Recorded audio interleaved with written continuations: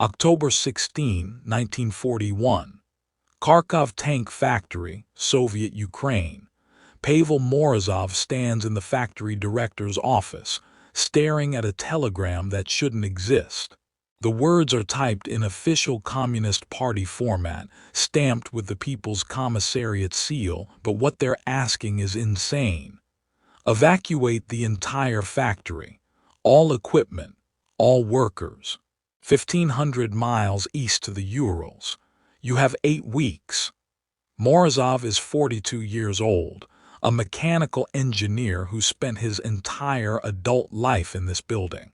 The Kharkov locomotive factory, recently converted to tank production, is one of the largest industrial complexes in the Soviet Union. 53 acres of factory floor, 4,000 machine tools, lathes, milling machines, drill presses, each weighing multiple tons, 17 blast furnaces, 38 kilometers of internal railway track, and the workers, 8,000 skilled machinists, welders, engineers, their families. How do you move a city? Through the office window, he can hear the factory floor, the rhythmic hammer of drop forges, the whine of cutting tools, the hiss of welding torches. Right now, this building produces 12 T-34 tanks per day. 12 of the most advanced medium tanks in the world, with sloped armor that deflects German shells, and a 76mm gun that punches through Panzer III armor like paper. But the German army is 180 miles away and advancing. Operation Barbarossa, Hitler's invasion of the Soviet Union, has been underway for 4 months. 3 million German soldiers are pushing east, capturing cities, encircling armies, destroying everything in their path.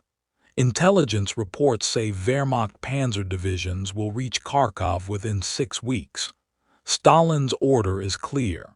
Deny the Germans every factory, every machine, every resource. If you can't hold it, move it. If you can't move it, destroy it. Leave nothing but scorched earth. Morozov's deputy, Anna Yermolova, enters the office. She's 38, an industrial engineer, one of the few women in Soviet heavy industry management. She's seen the telegram too, everyone in management has. It's impossible, she says flatly. Pavel, we have 4,000 machines. Some of them weigh 40 tons. We'd need 1,000 railway cars just for the equipment, not counting raw materials, fuel, spare parts, workers' belongings. The railway system is already overwhelmed evacuating people from the front. I know. And even if we could get the trains, even if we could load everything, where are we going? The Urals are 1,500 miles away. There's nothing there but wilderness. No buildings, no power infrastructure, no housing for 8,000 workers. We'd be starting from nothing. I know, Morozov repeats. He lights a cigarette, his third this morning. His hands are shaking slightly, from stress, from too much coffee, from the weight of an impossible task. But the alternative is letting the Germans capture this factory intact, letting them use our machines to build their tanks, our tools to kill our soldiers. Yermolova is silent for a moment. Through the window, they can both see the factory floor, rows of T-34 hulls in various stages of assembly, workers swarming over them like ants. Every man and woman out there has family in this city, apartments, schools for their children, lives built over decades, and in 8 weeks all of it has to move 1,500 miles east or be abandoned to the Germans. When do we tell the workers? Yermolova asks. Now we call a factory meeting, explain the situation, ask for volunteers. Morozov crushes out his cigarette. Anyone who wants to stay can stay. Anyone who wants to evacuate east will be given railway transport for their families. But we need to start dismantling immediately. The first trains leave in 3 days. 3 days. Pavel, we haven't even begun planning the logistics. Then we plan while we dismantle. Anna, the Germans are 180 miles away. Every day we wait is a day closer to capture. We start now, figure out the details as we go. Yermolova nods slowly. She's worked with Morozov long enough to recognize when he's made an unshakable decision. I'll prepare the announcement. What do we prioritize? The forge equipment, the precision tools. Everything. We take everything. Every lathe, every drill press, every ton of steel stock. If it's not bolted to the earth, it goes on a train. Morozov stands, straightens his jacket. The Germans think they've broken us. They think we'll collapse like France, like Poland. They don't understand what they're facing. And what are they facing? Morozov looks out at the factory floor one last time, at the tanks being built, at the workers who will soon dismantle everything they've spent years creating. They're facing people who refuse to quit, who will move heaven and earth, literally, before they surrender. He turns toward the door. Come on, let's go tell 8,000 people their lives are about to change forever. The greatest industrial evacuation in human history is about to begin. The factory floor has transformed into controlled chaos. You're watching from the overhead crane operator's cabin as 8,000 workers dismantle their own workplace. If you're Anna Yermolova, you've been awake for 72 hours straight, running on black tea and desperation, coordinating the largest logistical operation you've ever attempted. Below you, work crews attack the factory with acetylene torches and hydraulic jacks. A 40-ton Kramatorsk lathe, built in 1936, capable of machining T-34 hull armor, is being unbolted from its concrete foundation. 12 men with crowbars lever it onto rollers while a crane team positions cables. The machine cost more than most workers earn in a lifetime. Now it has to be moved without damage, loaded onto a railway flat car, and transported 1,500 miles through a country at war. You've divided the factory into sectors. Sector 1, forge equipment and heat treatment furnaces. Sector 2, precision machine tools. Sector 3, assembly line equipment. Sector 4, electrical generators and transformers. Each sector has a foreman responsible for cataloging, dismantling, and loading their assigned equipment. The problem is the trains. The Soviet railway system is hemorrhaging. Every train is needed for military transport, ammunition, fuel, troops moving to the front, evacuating civilians from threatened cities, wounded soldiers heading to hospitals. You've been allocated 37 freight trains over the next 6 weeks, 37 trains to move an entire factory. It's not enough, not even close, but it's all you have. Foreman Sergeyev, you call down from the crane cabin. Below, a burly man in a leather apron looks up. How long to load the first train? 20 hours, Comrade Yermolova. Maybe less if the crane crews can work faster. 20 hours. The first train is scheduled to depart at 600 tomorrow, 18 hours from now. You're already behind schedule. You climb down from the crane cabin and make your way to the railway siding where the first freight train sits waiting. 34 flat cars and 16 boxcars, their wooden sides stamped with Cyrillic lettering. Property of Soviet People's Railway asterisk. Workers are already loading the first flat car with a massive lathe, using a crane and a prayer. Maria Sokolova approaches. She's 24. An assembly line supervisor, newly promoted when half the male supervisors were conscripted into the Red Army. Comrade Yermolova, we have a problem with the forge equipment. Of course you do. What problem? The number 3 blast furnace. It's still hot.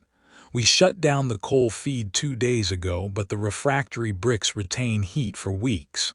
We can't dismantle it without cracking the structure. You resist the urge to scream. The blast furnaces are essential. Without them, you can't smelt steel, can't cast tank armor, can't build anything. How long until it's cool enough? Another week, maybe 10 days. 10 days you don't have. You think fast, running calculations. Can we dismantle it hot, accept some structural damage and repair it later? Sokolova hesitates. It's dangerous. If the refractory bricks crack wrong, we could have a collapse. People could die. And if the Germans capture it intact, thousands of our soldiers will die. You hate yourself for the calculus, but war forces impossible choices. Get a volunteer crew, triple rations, tell them to be careful but be fast. We need that furnace on a train by November 1st. Yes, comrade. As Sokolova hurries away, you notice a commotion near the main entrance. A crowd of workers has gathered around someone. You push through to find an elderly man, maybe 70, wearing the worn jacket of a retired machinist. I heard the factory was evacuating, he says, addressing no one and everyone. I worked here 38 years, retired last spring. If you're moving east, I'm coming with you. Comrade, you're retired, someone says gently. You don't have to. I built half these machines, the old man interrupts. Installed that number 7 lathe in 1924. I know which bolt loosens first, which bearing needs careful handling. You think you're moving this factory without me? A murmur runs through the crowd. Then another voice. My son is at the front, but I'm staying with the factory. A woman, middle-aged, holding a wrench like a weapon. They want to take my workplace. They'll have to pry it from my hands. More voices join. Workers who have already put in double shifts, volunteering for triple shifts. Families agreeing to leave everything behind except what they can carry. An entire community deciding, person by person, that they won't let the Germans win. You feel something catch in your throat. Exhaustion, emotion, pride, you're not sure which. You climb onto a nearby machine base so everyone can see you. Comrades, your voice carries across the factory floor. The first train leaves at dawn. Let's give the fascists something to remember us by. Let's take our factory away from them piece by piece. The freight train crawls eastward at 20 miles per hour, carrying 50 tons of disassembled factory equipment and 247 people who refuse to abandon their machines. Pavel Morozov sits in a boxcar converted into makeshift living quarters, wrapped in a wool coat that's inadequate for the temperature.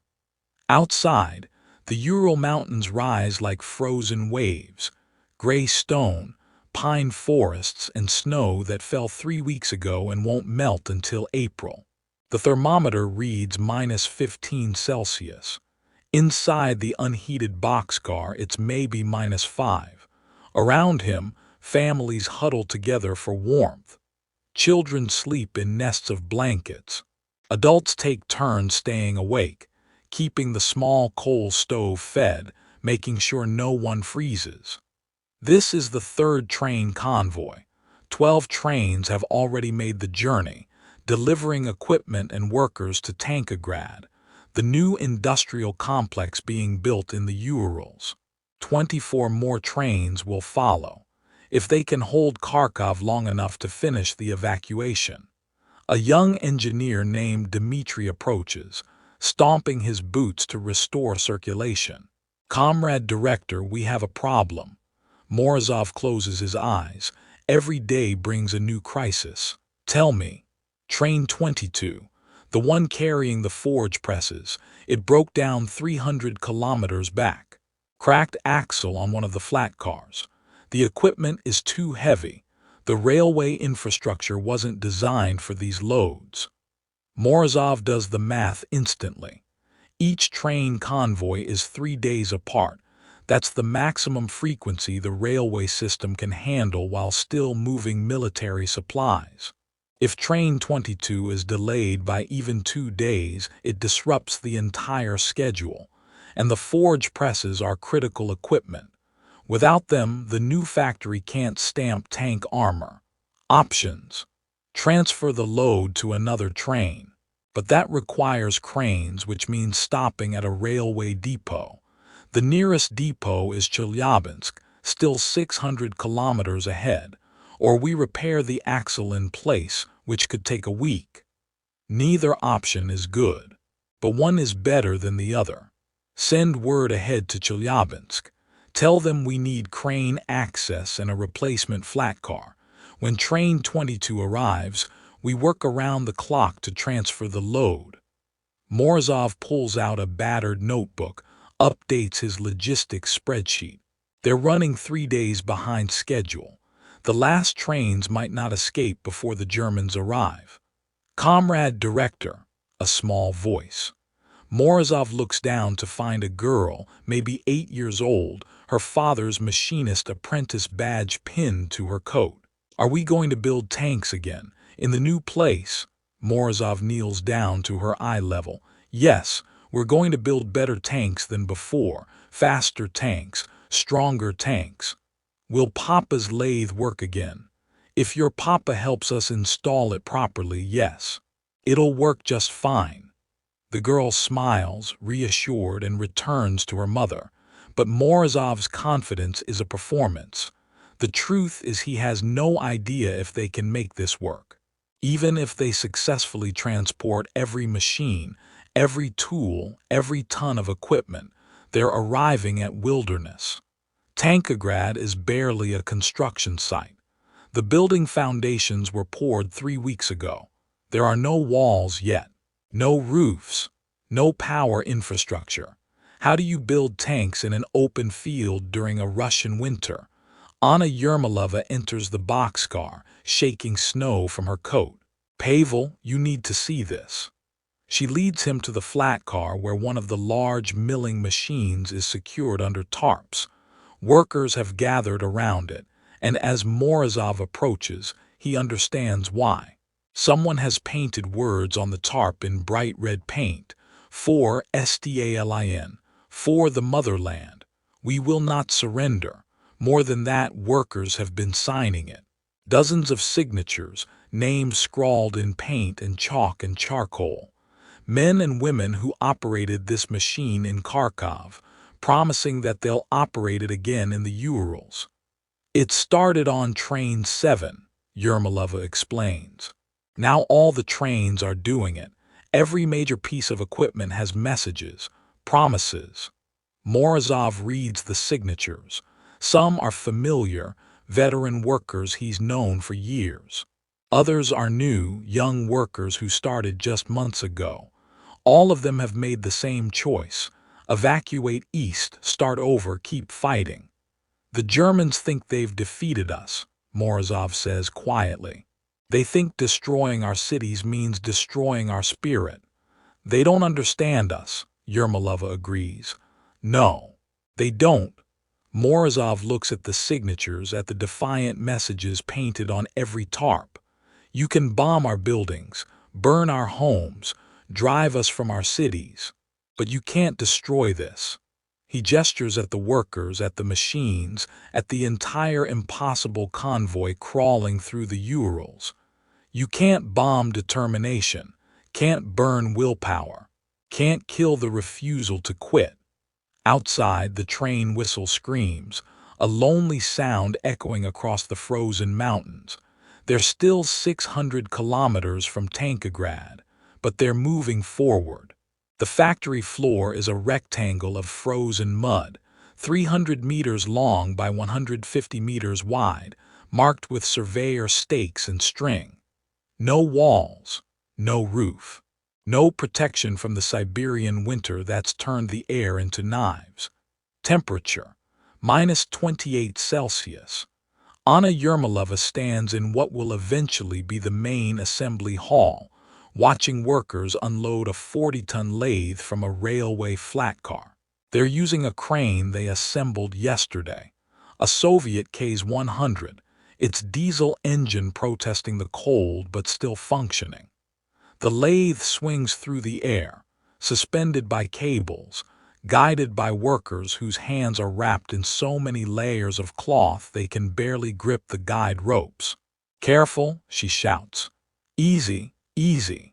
The lathe settles onto its concrete foundation pad, poured 2 weeks ago and barely cured in the freezing temperature. Workers rush forward with leveling equipment, checking that the machine sits precisely horizontal. In normal installation, this process takes 3 days. Today they have 3 hours before the next flat car arrives with more equipment.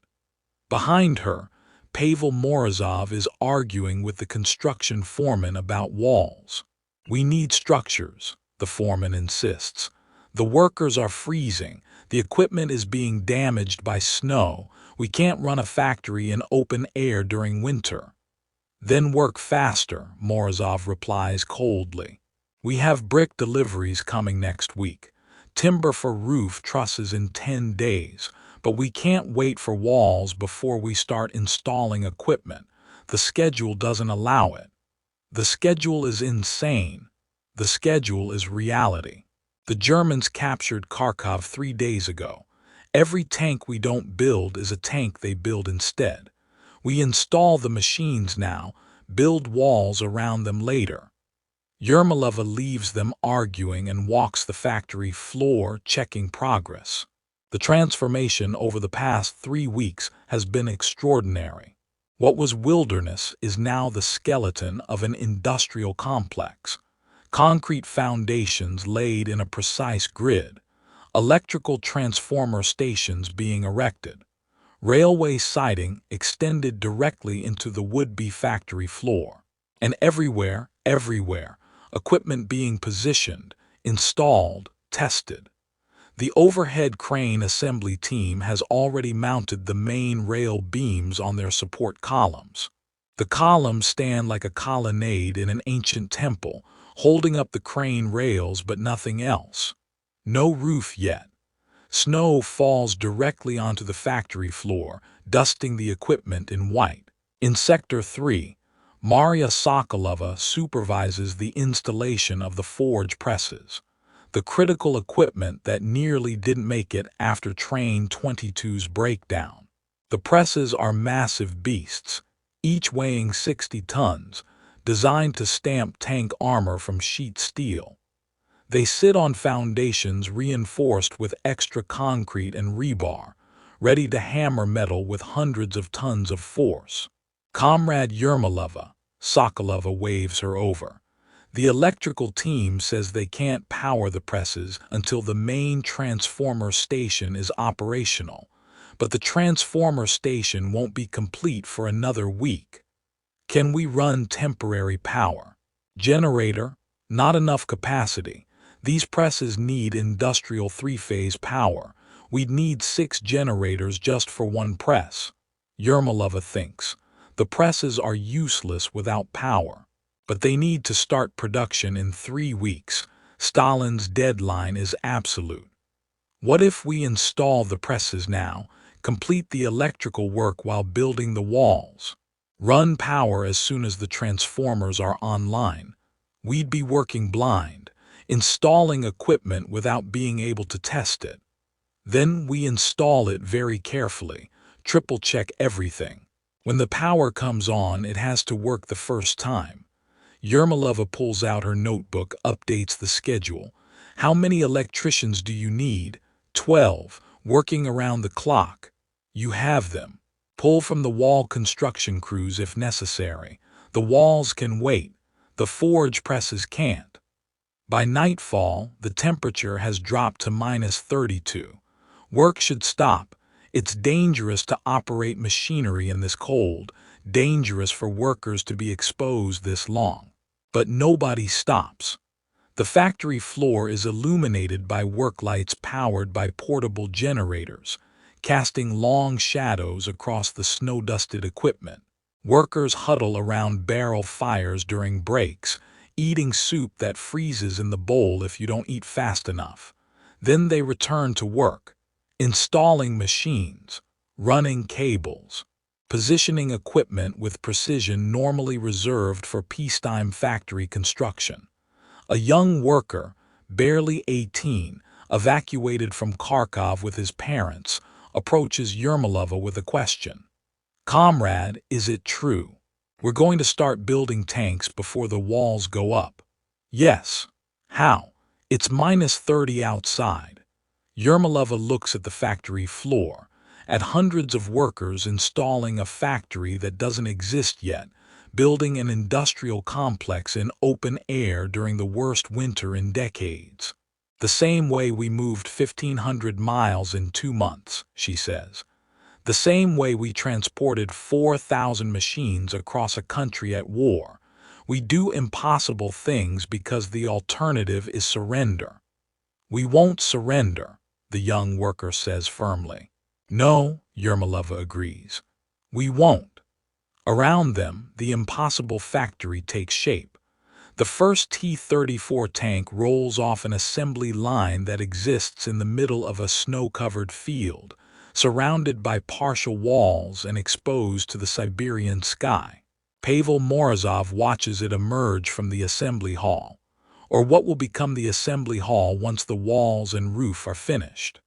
Right now, it's just a concrete floor with overhead cranes, workstations arranged in sequence, and hundreds of workers who have been installing equipment, testing systems, and preparing for this moment for 3 weeks straight.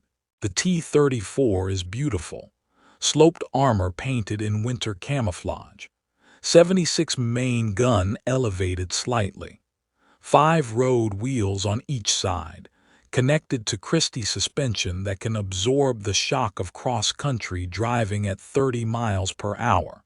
This specific tank, production number 1, was built from parts evacuated from Kharkov, assembled on machines that traveled 1,500 miles, put together by workers who refused to quit. The tank commander, a Red Army lieutenant who arrived this morning to accept the first production unit, climbs aboard, lowers himself into the turret, and fires the engine. The V2 diesel roars to life, a sound that echoes across the construction site. Workers erupt in cheers. They're standing in -25-degree temperature, many without proper winter clothing, exhausted from months of impossible labor. But they're cheering because they did it. They moved a factory 1,500 miles in 3 months. They installed equipment in open air during winter. They built a tank before the factory walls were finished. Anna Yermolova appears at Morozov's side, her face red from cold but smiling wider than he's ever seen. First tank complete. 73 days from evacuation order to production. Pavel, we did it. How many workers are sick? Morozov asks.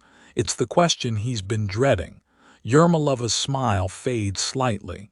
47 cases of frostbite, 23 with pneumonia, 2 deaths, both elderly workers who insisted on continuing to work despite the cold. 2 deaths. Morozov feels the weight of them. 2 people who survived the evacuation, survived the journey, survived the impossible construction, but didn't live to see this moment. Their names will go on a memorial that doesn't exist yet, in a factory that's still being built. And production capacity, he asks. Once we're at full operation, another month, maybe 6 weeks, we can produce 8 tanks per day. Not quite the 12 we managed in Kharkov, but we're working with incomplete infrastructure. As we finish the walls, improve the heating, complete the electrical systems, we'll get there. 8 tanks per day. 240 tanks per month. Nearly 3,000 tanks per year. From a factory that 3 months ago was nothing but frozen wilderness. The T-34 rumbles across the construction site, its tracks churning snow and mud. Workers follow it, touching the armor, taking photographs, celebrating what they've accomplished. The tank will be loaded onto a railway flat car tonight, shipped west to the front, and probably destroyed within 6 months by German fire. But that doesn't matter, because tomorrow they'll build another tank, and another the day after that, and another the day after that. The factory that Hitler tried to destroy by capturing Kharkov is now producing tanks beyond his reach in the Ural Mountains, 1,500 miles from the front line. Morozov thinks about the evacuation, the chaos of those first days, the impossible logistics, the trains carrying disassembled machines across a country at war. He thinks about workers signing their names on tarps, promising to rebuild, about families who left everything behind to follow their factory east, about elderly machinists who came out of retirement because they knew how to install equipment properly. Send a telegram to Moscow, Morozov tells Yermolova. Tell them Tankograd is operational, first tank complete, production proceeding on schedule. What about the walls, the heating systems, the workers' housing that's still under construction? All of that will be finished eventually. But what matters right now is this. We moved a factory 1,500 miles in 3 months and started production before the walls went up. Stalin wanted proof that Soviet industrial power couldn't be destroyed. Here's his proof.